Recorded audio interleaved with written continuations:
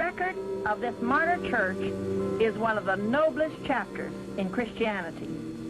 At the close of the French Revolution, England was sending her merchant ships around the world.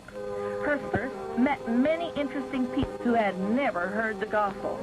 When they came home and told the things that they saw, it stirred the businessmen who formed the first missionary society to preach to the heathen. One of their first fields was the Madagascar. The country is beautiful. The city is built on a hill, and the people originally are from Indonesia. The first missionaries arrived in 822 to a people that had no written language. The Malagasy king was very kind to the missionaries, but when he died, a bloody, ruthless queen arose who demanded every man, woman, child to appear before her in the parade grounds on March the 1st, 1835. These grounds still stand as it did 100 years ago. Cannons were booming. Nothing was spared to produce fear. Then the Queen's message was read. I demand this to be repeated by all men. The missionaries have brought in new teachings that will weaken and even destroy our customs of ancestor worship. Reviling the gods of wood and stone, throwing down divinations and tombs, these crimes I detest. Therefore, I demand that all who are guilty of these things and meeting for worship, observance of Sabbath, or reading the Bible, to confess their guilt within 1 month. Failure to do so will be punished by death. Who are the fellows who presume to change the customs of our ancestors? Let them be delivered up, and we shall put every one of them to death. Some weakened and hastened to confess, while others took strength from Psalms 46. The Lord is with us. The God of Jacob is our refuge, and went into hiding. They decided to reduce the language to a written form and translate and print the Bible in the Malagasy language. They had very crude materials to work with.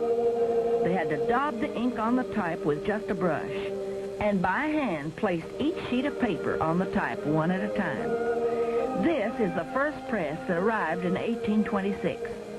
Taking it from the press, each page had to be checked to see that it was all printed clearly. Then it was folded by hand. When persecution closed all public meetings, the missionaries gave themselves entirely with trembling speed, day and night, to finishing the translation and printing of the Malagasy Bible.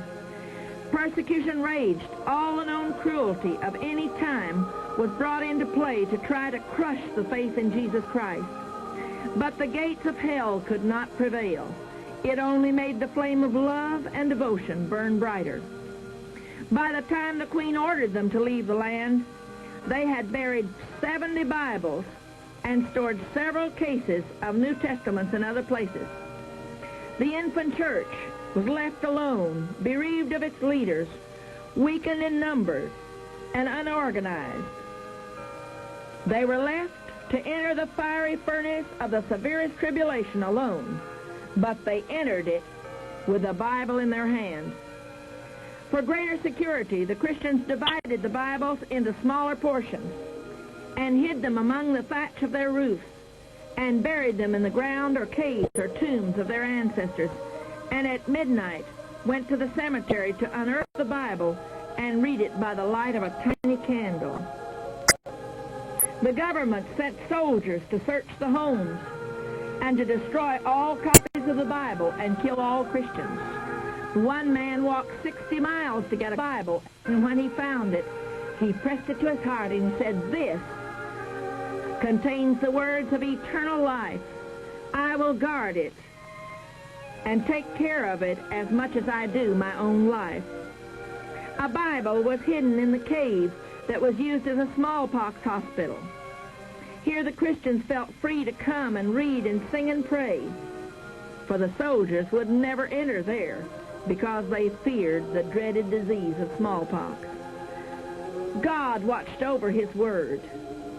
Relying on the word of God, seeking its guidance and inspiration at all times, the Malagasy Christians came through the ordeal of suffering triumphantly with invincible courage.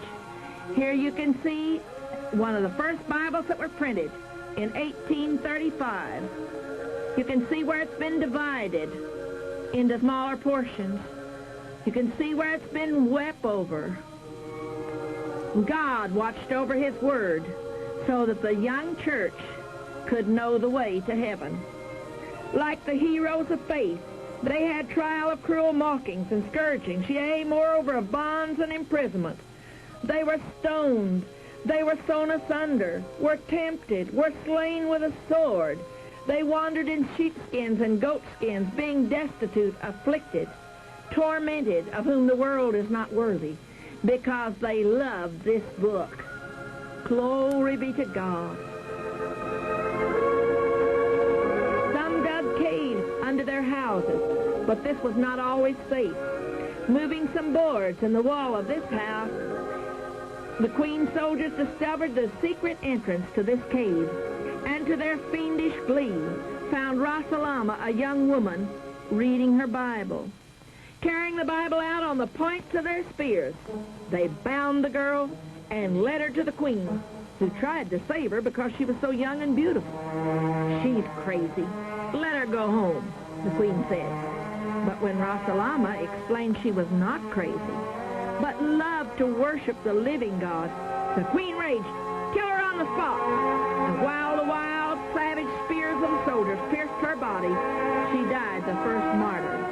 A young man standing near said, "If I could die so tranquil and happy a death, I would willingly die for the Savior too." And this was his fate not long afterwards. This is the cave, and these are her relatives.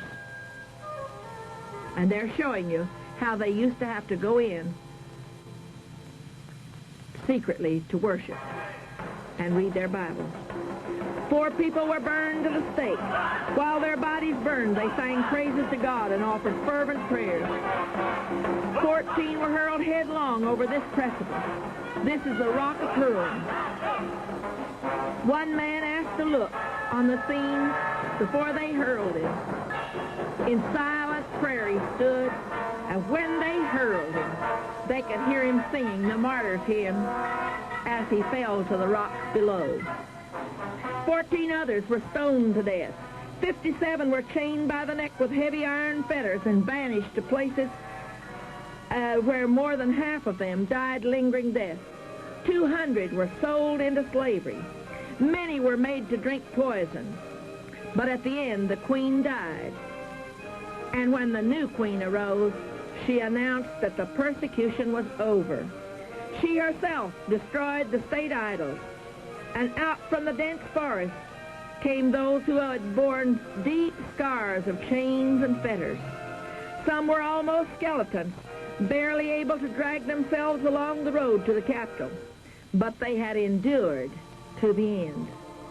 8 years after the persecution ended, there were 621 churches and 165,000 attending services all over the island. A little one had become a great multitude. One explanation of this spiritual prosperity amid persecution was that they had the Bible in their own language. Through the patient labors of 2 missionaries, the whole Bible had been translated and printed in Malagasy immediately prior to the departure of the missionaries. The love of the Scriptures can still be seen in the meetings that you're to see now. You have just heard and seen how the Martyr Church of Madagascar started and survived 30 years of the most severe persecution without the guidance and comfort of any missionaries or pastors. They entered and endured the fiery furnace of bloodshed and persecution and came out triumphantly because 2 faithful missionaries translated the whole Bible in their native tongue and left it in their hands immediately prior to their being forced to leave the infant church alone. Yet, there still remain many tribes that wait for their chance to hear the gospel for the first time. Over 4 million are still ancestor worshipers, without anyone inviting them. Brother and Sister Daoud, feeling God needed them in Madagascar, and after getting permits to hold the meetings, because the people had never heard the full gospel before,